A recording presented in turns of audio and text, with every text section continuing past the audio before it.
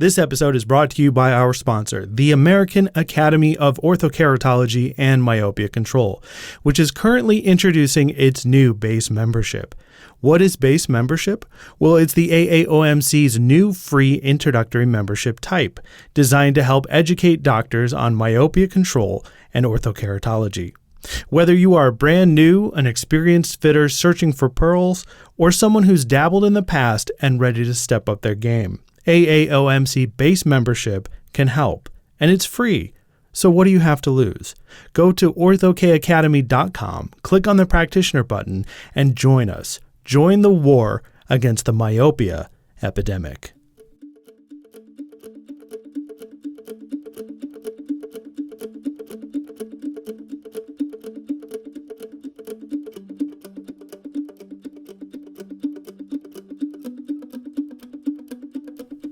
Welcome to The Corrected View, a podcast about myopia control and the people devoted to its role in specialty care. I'm your host, Matthew Herzberg, the Executive Director of the American Academy of Orthokeratology and Myopia Control.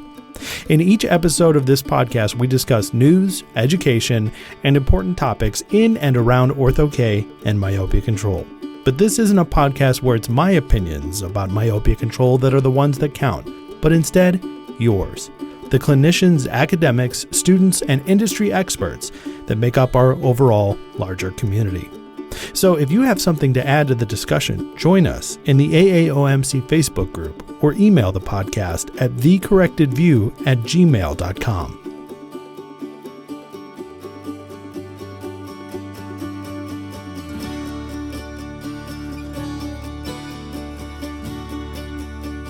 In today's episode, we have Dr. Nate Bonilla-Warford as our guest, and it's for a very good reason.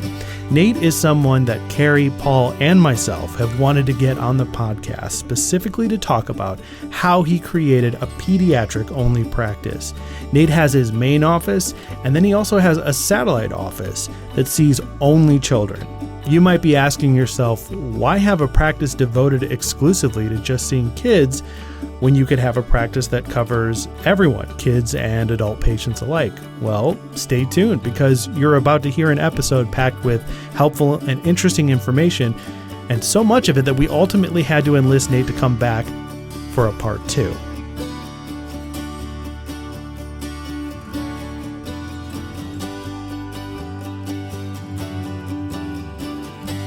But first, I'd like to take this opportunity to give a special shout out to those folks that have donated to the AAOMC 2020 fundraiser. As you may know, we had to cancel Vision by Design this year due to the pandemic, and doing so left our academy and VBD with a very uncertain financial future. So I would like to officially recognize Drs. Dwight Barnes, Nick Despotidis, and Steve Jacobs, who donated at our feature member level. Thanks to them, and thanks to everyone who has donated so far. And if you would like to help us in our efforts to stabilize, you can do so by going to orthokacademy.com, clicking on the practitioner button, and then heading to meetings and events at the navigation bar. Thank you. And now on to the episode.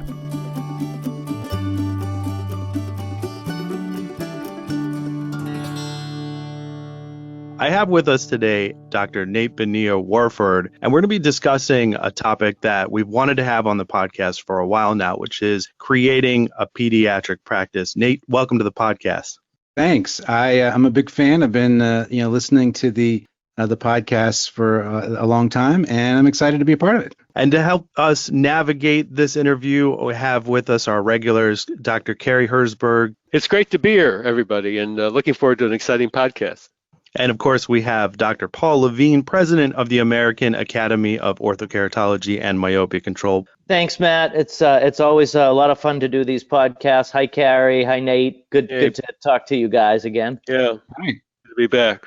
All right, so Hi, Paul, I'm going to kick things over to you and let you start us out. Okay. Well, Nate, thanks for coming on.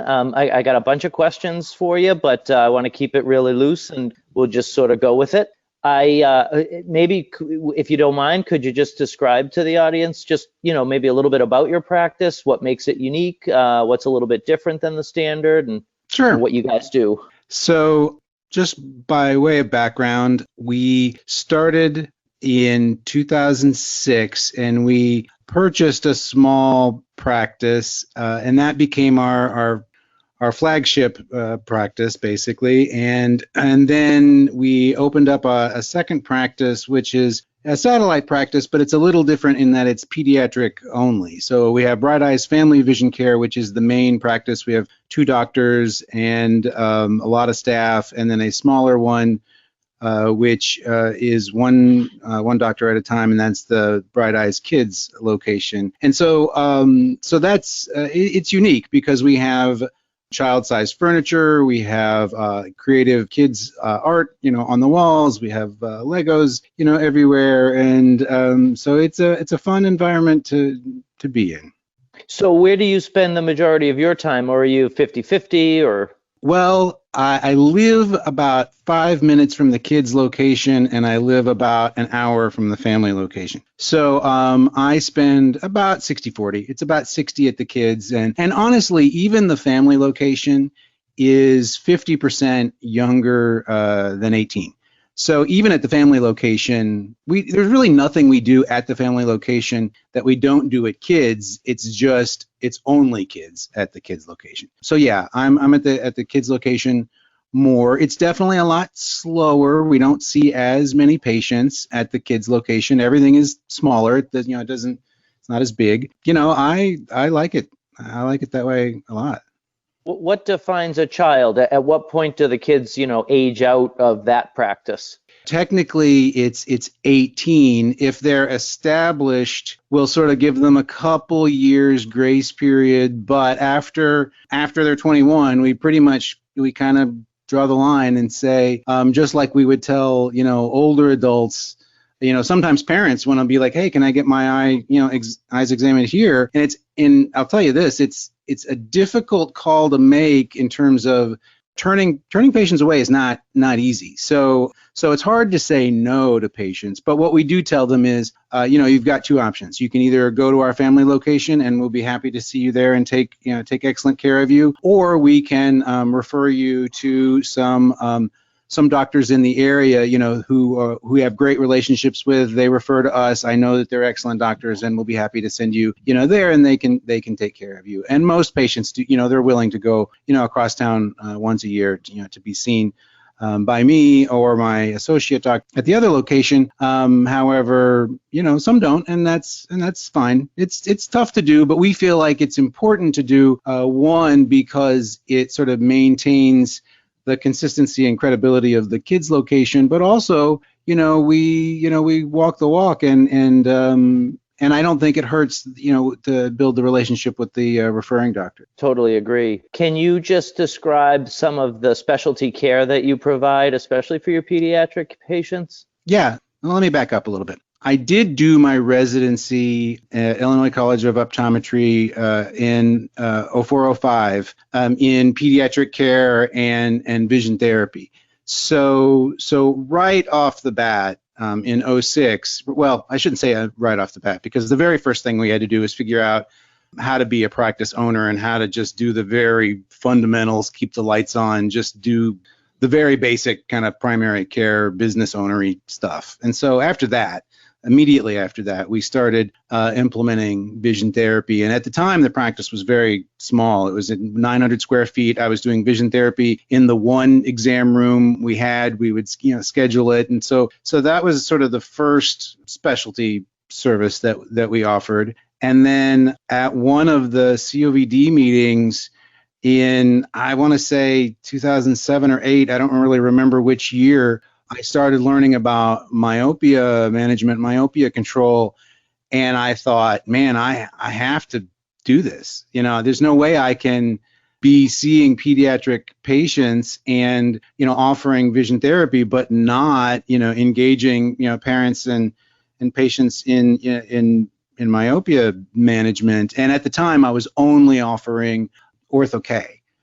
Since then we've learned a lot more. There's been a lot more, research that's been done. So now I do also do multifocal soft lenses and, and atropine. The next sort of specialty that we are adding now is sports vision. I've had a lot of people recommend that we offer sports vision because we do so much vision therapy, and and there's so much overlap. The problem is I personally just don't like sports, and so I never really felt like I could fake it. Like, I just didn't feel like that was doing my patients a service if I wasn't really genuinely interested in the service. Now, fortunately, my associate doctor is extremely interested in sports, and she also did her residency both in vision therapy but also traumatic brain injury, and so she's got like a lot of connection there, sports, concussion, vision development, and so that's the latest specialty we're adding. Well, Nate, Sounds awesome. yeah, it does. Nate, you can't just start out, at least my impression is, doing pediatrics. I mean, you have to build a pediatric practice. I think it's harder to build a pediatric practice than it is a regular. Well, it's interesting. I think that's true. There's a couple different aspects to that. I mean, one, just not only the practice itself, but just in basic pediatric care, my experience talking to people at local association dinners and people just in general, a lot of ODs don't just feel very comfortable just seeing kids in the exam room, at all, and they all kind of have their own cutoff level. It might be 4, it might be 6, it might be 8, whatever it is, and part of it is they don't have a comfort in sort of interacting with younger patients, sort of on the patient's level. But I think the biggest issue is not that, because most ODs are pretty nice people and they can see kids. I think a lot of it is when you work with kids, especially very young kids or special needs kids, you have to have a certain comfort level and confidence to make decisions with incomplete data. So, you just don't get the entire full pristine, exam in a lot of cases. And so you have to see enough to just kind of, be comfortable. And so the reason why I kind of bring that up is because I think it's hard to build a practice when you're not confident. And I was confident because I did the residency. And so to me, it was kind of automatic. I do not think it's mandatory that people do residencies at all. I think that this is a skill that they can acquire, but I do think that they do need to do post-doctoral, education to learn how to see infants, how to see kids, how to, what equipment to purchase, and what, and go to these courses and talk to your patients and talk to your friends and say, these kids need exams, and then, and develop that comfort level. So I think that, purely on a clinical level, all of these things are things that optometrists, are trained and can do, but a lot of them haven't done it in a while. And so it does take some effort. But secondly, as far as building a practice goes, this is interesting because I haven't thought about this in a while. However, when we bought the practice, it was in a very family-friendly neighborhood in Tampa, but it was also kind of positioned as a boutique, kind of high-end practice. And when people found out that we bought it and we rebranded it and we changed everything, completely. And I remember one woman said, like, "Oh, well, if you're going to start allowing kids in here, then, I'm never coming here. Like, you're going to ruin this practice." And, and I said, I think we'll be okay. Although I was a little bit nervous, moving from Chicago to Florida, the retirement capital of the world, to open up a pediatric clinic does sound a little bit insane.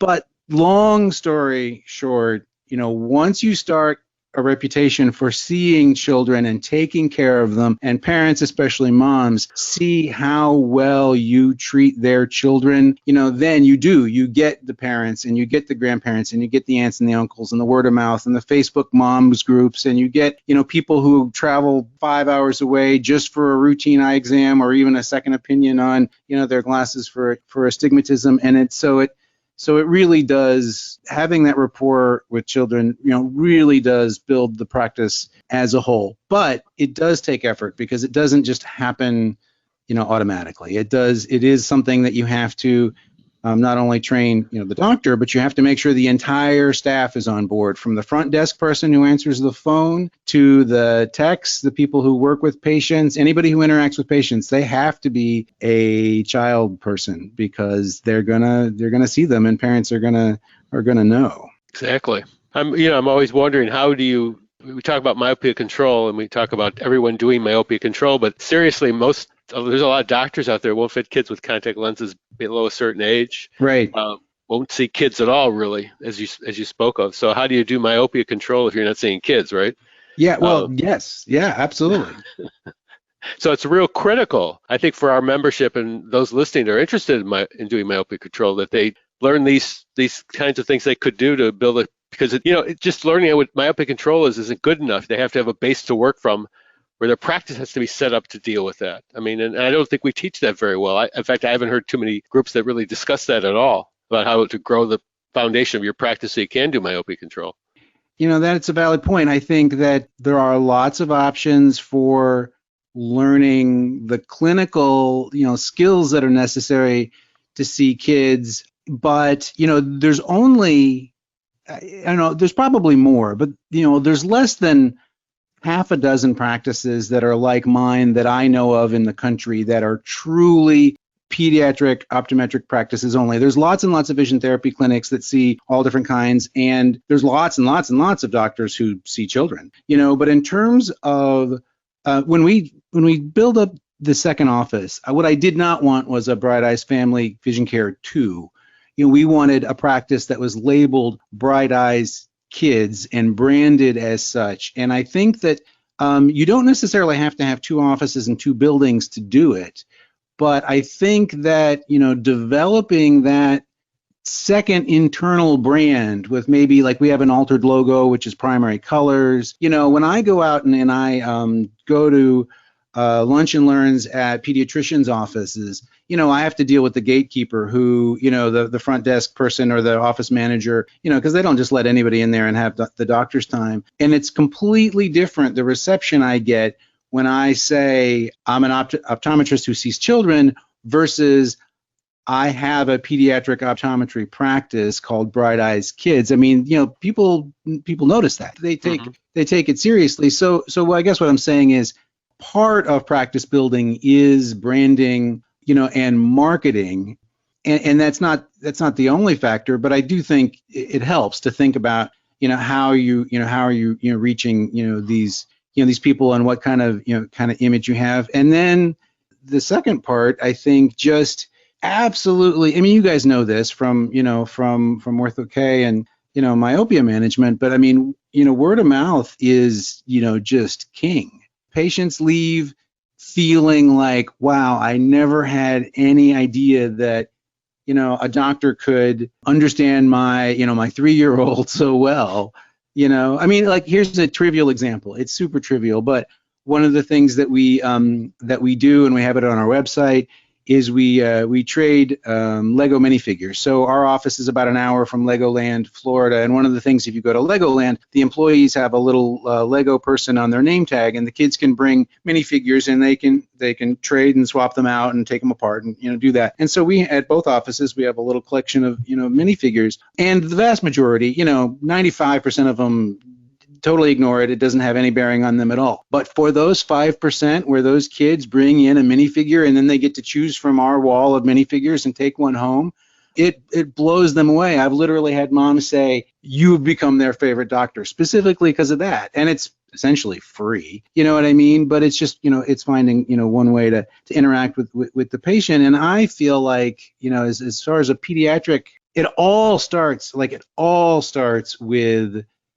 making the children comfortable, because that's really the foundation. Because if in the waiting room they're relaxed, they can play with toys, well, not right now because everything's all like sealed away, but if they can relax, if they can color, if they can look at other kids that are out there sort of being relaxed, and then the staff is nice with them and they kind of explain what's going on and then they're relaxed, then we're going to be able to do a more competent exam because we're going to get better clinical data, and then we're going to be able to communicate to the parents better, and we're going to be more confident in our decisions. So we're going to be able to make better recommendations, which are going to have better longer term outcomes, which is what the parents want. So then then they're going to come back year after year, and you're going to see the whole family, and then you're going to get the word of mouth. So we spend a lot of time just thinking about how are we going to make these kids comfortable. We have like a separate waiting area that's specifically for them, just so that they can play and relax. And it's not necessarily obvious that that's kind of where you start, with a mindset of building a pediatric practice. But, I just feel like without that component, the whole rest of it is so much harder. Mm-hmm.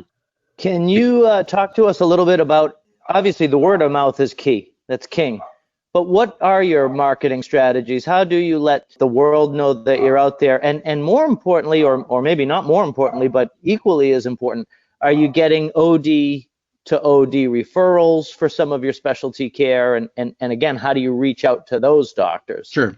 We do a lot of the standard, I don't know if it's standard, but, we do a lot of internal, marketing where we've got signage and we've got video screens and we've got pamphlets about our services. And, so if they're here, we want to make them, aware of the different, services that we have so that they, sort of feel like, oh, okay, this is normal. This is like kind of what happens. Like, this is what goes on. Just like, you go to any optometrist office and you see frames and glasses and you sort of feel like, okay, that's normal. Well, all this other stuff we do, having, vision therapy sort of, be able to see that that's happening, although we don't, for patient privacy, we don't want them to be, that happening in the waiting room necessarily, but, that just happens. And same thing with, information about specialty exams, for infants or for special needs or, so we try to do that, internally. Externally is almost exclusively about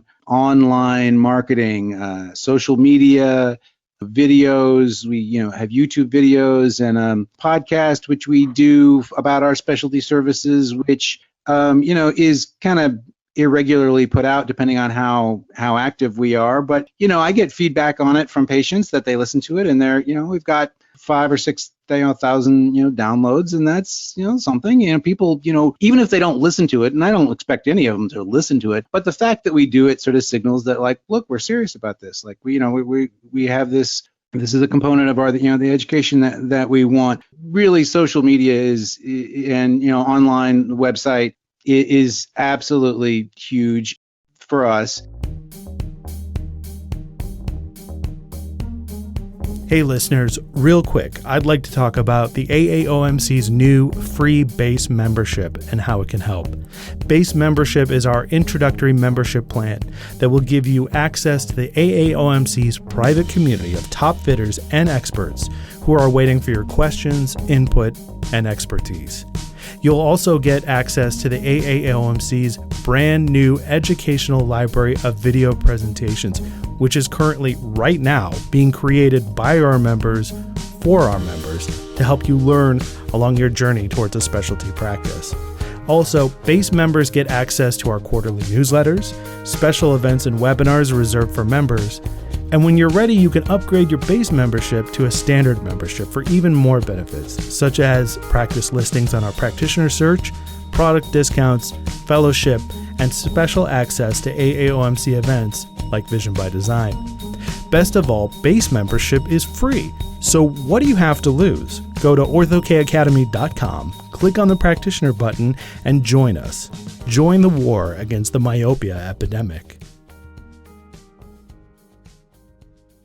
The next part of your question is, outreach. We do get referrals from local ODs and MDs. A lot of those referrals are kind of ODs who just kind of punt. They're just sort of like, yeah, I don't really know. Like, I don't feel comfortable with this. I just kind of want somebody else to sort it out, which we're happy to do, and that's great. The best referrals are people who are very, very good and they're good doctors, but especially are good communicators, and then they have a concern and they educate the parent about what their concern is, so that when they come, they they understand what they're here for. And most of those referrals are for vision therapy. We get some for myopia control, more so now than ever before, I'll say that. And so we try to educate. We will give CE dinners on different subjects for local optometrists. Like I said, we will go and we'll either take doctors to lunch and just sort of talk about how we can help them, how learn about their practices, what their needs are, what they want to know more about. We will do the in service or lunch and learns with the MDs. And, I mean, if you can get 5 really solid minutes of an MD's time, that can be incredibly valuable. It really can over time. So, and I'll be honest, the last couple of years, we were so busy that we kind of had slacked off a little bit on the outreach. It wasn't that we didn't do it, but we didn't do as much as we could have been doing. And then last year we did a big expansion where we almost tripled the size of our main office. So now we have more exam rooms, we have more vision therapy rooms. And one of my goals this year, which has not happened and won't happen for a while, was to hire a full-time staff person just to coordinate marketing and social media and outreach, because now we had the capacity to really do it. And I wanted to make sure that we were hitting on all cylinders. Getting more people right now is not going to be our problem. Our problem is going to be how many people we're able to see in a day, for a while. But all of that stuff that I just said, you have to be proactive and disciplined, because none of that just happens spontaneously. Like you have to plan, you have to think about the steps. I mean, I definitely will say, working with consultants, and there's a variety of consultants, and they work in different capacities and specialties, but specifically to help you craft your message, your materials, make decisions. I mean, we would not be where we are if I hadn't worked with consultants over the years. Some people are reluctant to, because they don't feel like they're throwing money away, because they're like, well, I can do that. Like, why would I pay somebody to do that? And to some degree that's true. Any of us could, but there's only so many hours in a day. And it always, I think, is a good idea to have another person who can come up with a different way to think about things, but also just for accountability. You're more likely to do it if you know somebody's kind of waiting, for you. So I encourage people to reach out to some of the people who are out there to help. You've mentioned Gary Gerber specifically, right? With the power practice, it's helped you quite a bit. Yeah, him and his organization, and Bethany Fishbein, who we work with through power practice more than with Gary, directly, but at all major points in our practice, they've been, instrumental. Like when we went from the smaller office to the larger office, and then we opened the second office, and thinking through the branding and sort of the how all of that was going to play out, and then again, when we did the expansion of the family office, and then right now, the COVID situation. I mean, it's really money well spent. I think it really is. Yeah, just a little side note, Bethany and I were classmates. Really? Yeah. She's fantastic. And Jonathan. Oh, really? I don't know Jonathan as well, but I mean, I've seen him at meetings. Yeah, she's great. I've only seen her in person like a handful of times, but I feel like I know her, so well, just because we talk so much. Mostly we talk business. She's great. It's the other good part about having a consultant is if your staff gets a little bit anxious about some of the changes, you can just blame the consultant. It's not you. That's true. I mean, but they really, especially for me, so my situation is, I'm the doctor, my wife is, the practice manager, and, we have very, very different personalities. I'm much more like gung-ho, let's just do it and see how it goes. And she's much more, well, let's think through it. Let's make sure that this is what we want to do. And so it's important to have both of those things. I mean, I think we complement each other well, and that's great. But the role of the consultant sometimes is the tiebreaker, because we kind of both dig in, and I get excited about something, and I'm like, I can't wait to offer this new service, or I can't wait to get this training, or I'm going to go for this weekend, and I'm going to learn all this stuff.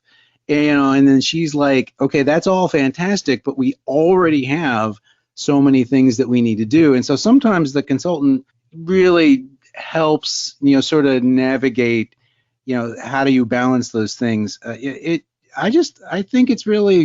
think one thing that's important, and this is true about, I think, developing, a practice of any kind, whether, any kind of specialty or whatever, but if you don't actively work to reach out to, to go to meetings, go to Vision by Design, listen to podcasts, you can get stuck in a rut so very quickly. And that is clinically true, but it's especially true in terms of, your practice, because you can be feeling like, man, my patients love me, and, I'm doing a great job, and I'm very satisfied with what I'm doing, which is all true.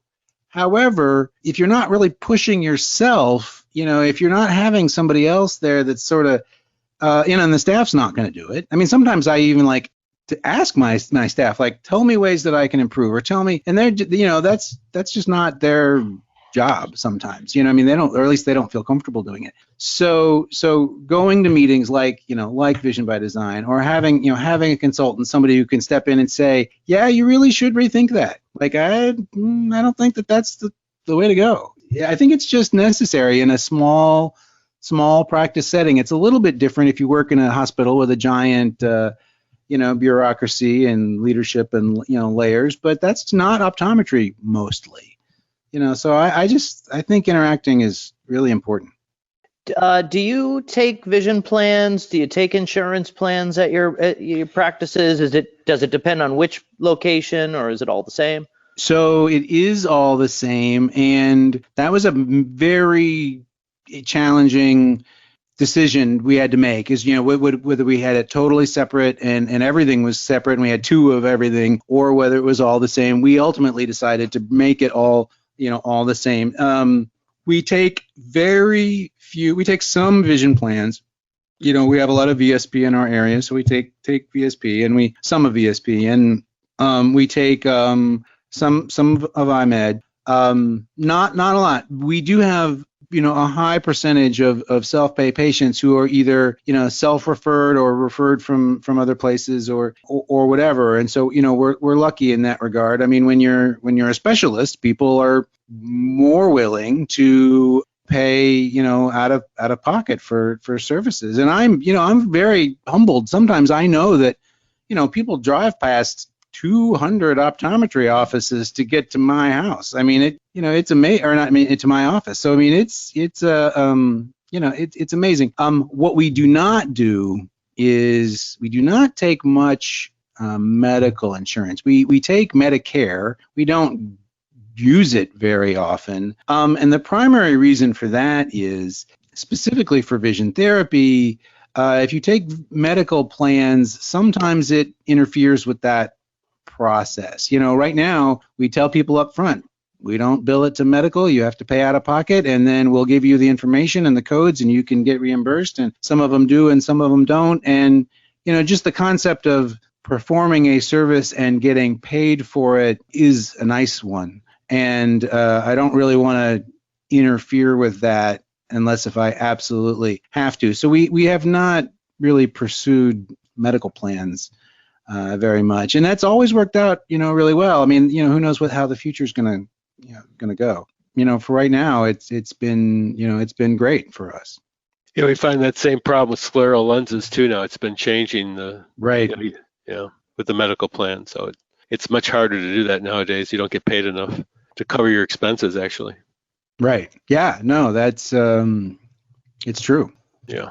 So you spoke before about the basics of building a pediatric practice. This is something Paul and I have really kind of talked quite a bit about, and we're very interested in trying to bring the thought process of specialty care itself into our field again, because again, I think there's a foundation here that is lacking. I mean, a vision care plan doesn't answer these things. It really doesn't. It doesn't Right. meld well into a specialty care practice. So it's interesting listening to you talk about what you take, what you don't take, and how you work with those different things, and how they work in some fields and specialties, and other specialties that don't work at all. Right. And I think the very idea of doing this, on a major basis, of teaching a lot of our younger colleagues something they've never really learned along the way here. It's never really been. I feel it's never really been taught adequately. That's one of our goals here in the future at Vision by Design, and through these podcasts and other methods of teaching specialty care. So I practice in Florida, and I'm kind of, I talk to the FOA about the state meeting, and I'm always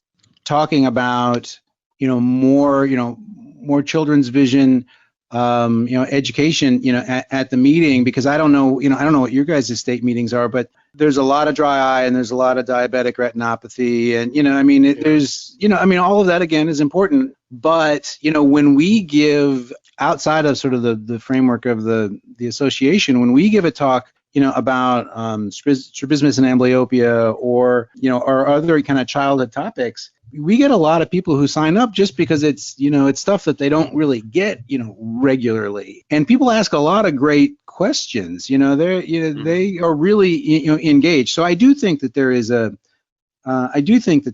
need and for pediatric practice development, and as you've made the point, kind of by definition, if you're going to be doing myopia control or myopia management, I mean, we're talking about kids, and so it's a lot easier if you already have that sort of pediatric framework, and then you're just sort of adding that particular component to it as needed in an exam. So yeah, I think there are some resources, like I said, for the clinical side, and other than consultants, like I also said, I don't know that right now there's a whole lot of kind of ready-made or sort of turnkey options to learn how to do this. So I mean, I definitely think that there's a need for that. I mean, I'm excited about that idea. Absolutely, we're going to push forward with that. So we want to include you in that. I believe me. I mean, I'm passionate about that. So and I tell people all the time, more than ever, I feel maybe it's just because I'm older and I'm more or busier, I don't know, but I feel like the number of annual meetings has just like skyrocketed. You could spend all of your time, just going to meetings, and so I'm constantly talking about how important I think Vision by Design is, not just to learn the latest research on myopia and kind of what's going on, but because every single person at that meeting, going back, I think maybe, I don't know, in California, maybe 10 years ago or whenever, whatever the first meeting I went to, I'm just blown away by the level of creativity and passion that doctors who go to that meeting, have, and it's just gotten, better and better, every year. And so, yeah, I think that I'm excited about that. The way to really succeed, and I think the way to be profitable, and also the way to really enjoy your practice, is to develop specialty care. And I think what you've done a nice job of explaining to us, Nate, is that it ain't easy. So don't think that it is. But if you have the passion and you're willing to learn, and like I always say, learning is sometimes means you have to get on an airplane to go somewhere to learn something that you can't find locally. I think it's a great thing to do, and I think as we head deeper into our careers, I think it's the specialty care that's really the most fun and the most rewarding to do. And getting into this now, especially myopia control and binocular vision problems, kids we're seeing it more and more and more, that kids are just struggling with things that kids never struggled before with. And maybe because they're all stuck in computer screens and tablet screens and cell phone screens and nobody's outside anymore. But I think the time to develop these specialties is now. And so, Nate, I think you're way ahead of the curve on this. And we really appreciate, hearing your words and kind of a little bit about your story. I'd like to get you back again, Nate, and talk about applications and how you handle things like atropine and multifocal soft lenses in your practice themselves. I mean, certainly that's not a VCP function. So I think it's important for our colleagues to hear how we handle those things and to get them guide. I'd be happy to do that because, and as you guys know, that's not a static thing. It's constantly changing and evolving based on new data, new information, sort of what we're learning, talking to other people at the meetings, and I mean, I would love to talk about how that sort of fits in. How one thing we talked, or we didn't talk about a lot, this episode was sort of the details about how all this stuff gets done. And so that could be a nice part too. So Yes. let's one final question before we sign off here, because seeing how all three of you obviously see a lot of kids. So we'll start with Nate. What's one thing that you could have, if you could go back in time and tell your younger self when you're starting this whole concept of the pediatric practice? What's one thing, big or small? And I'll ask this of each of you. What's one thing that you could tell your younger self to either do better or not make the same mistake, or something that wasn't even realized at that point? So I think the first thing that comes to mind, if you can tell just from this conversation, is I'm a chatty person. I'm a big talker, and so early on, I mistook my enthusiasm for the subject as effective communication. And I was wrong about that. Just because I'm excited about the opportunities for a particular patient, or that they're an excellent candidate for X, Y, or Z, does not translate into parents leaving the office confident in my clinical decision making that that's the best thing for their child. As a matter of fact, it can even backfire if we're too excited without doing a good job of communicating why and how. I already mentioned the importance of consultants, but having some communication training just is absolutely vital. And that's kind of a Dunning-Kruger thing. Like, if you don't know that you're making mistakes, you're not going to teach yourself not to make them. So you kind of have to have somebody review you from the outside and say, like, okay, this is a better way to communicate. And of course, you can read books and you can do all those sorts of things. So there's so many things, but I think that that's one of the things that I did not do early enough. Awesome. Thank you. And Paul, same question. As you started to see more and more children in your practice and knew that this was going to become an important part of your practice, what's one piece of advice you could have gone back in time and given your younger self? Well, I don't know if it would have mattered, because my younger self didn't have enough experience to really understand what I would be saying. But probably the biggest thing that I've come to understand about, especially working with kids, is that they will and only answer the questions that you ask. If you say to a kid, how's your eyesight, how's reading, how's school? Oh, it's good. But if you say, well, when you read, do you feel like you get a headache? Or, oh yeah. Or when you read, do you skip words, or do you skip lines, or do you sometimes reread the same line, or do you sometimes get really tired? Yeah, all the time. And usually mom's mouth opens when you start getting these answers, because she didn't have any idea. So I think when the patients always tell you everything you need to know if you just shut up and listen.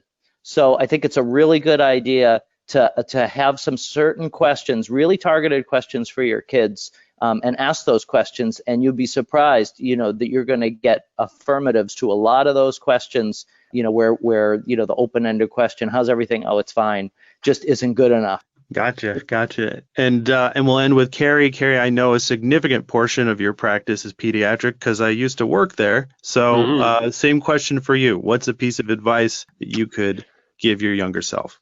Darn good question, Matt. I'd say stop focusing on volume. Stop being obsessed with numbers. The greatest teacher I had was back in the mid-'80s when I had this fantastic sale for soft contact lenses. It was a great price, and they got everything, the kits with it, and I did the exam and did the follow-up. And it was over the summer, and we looked back at it retrospectively, and we found out we actually lost money.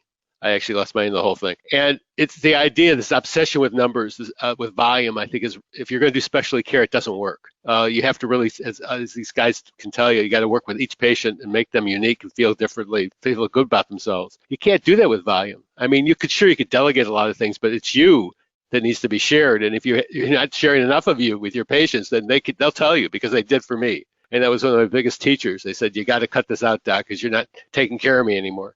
All right, you don't have any time for me. So that was the thing that really changed my perspective on practice, was really I didn't need to do the volume. I really needed to do the specialty, the care for each individual patient, and it would all take care of itself. Great. Thank you. Dr. Nate Bonilla-Warford, thanks so much for coming on the Corrective View podcast. If people want to find out more about you or get in touch with you, where can people find you on the internet?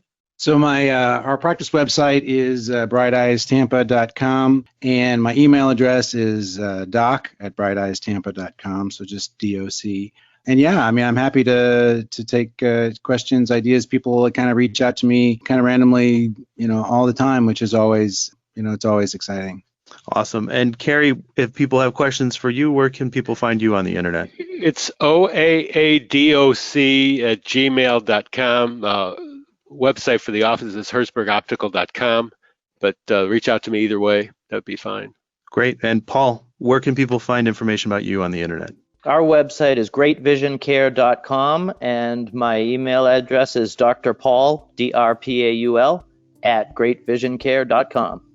Awesome. And we are the American Academy of Orthokeratology and Myopia Control. We have a Facebook group. We can be found at orthokacademy.com, where more episodes of the Corrective View podcast will be available. And until then, gentlemen, thank you for your time, and I'm looking forward to the follow-up to this episode. So, me too. Thanks, Matt. Right. Thanks, everybody. Thanks, everyone. All right, thanks, man. Have a good one.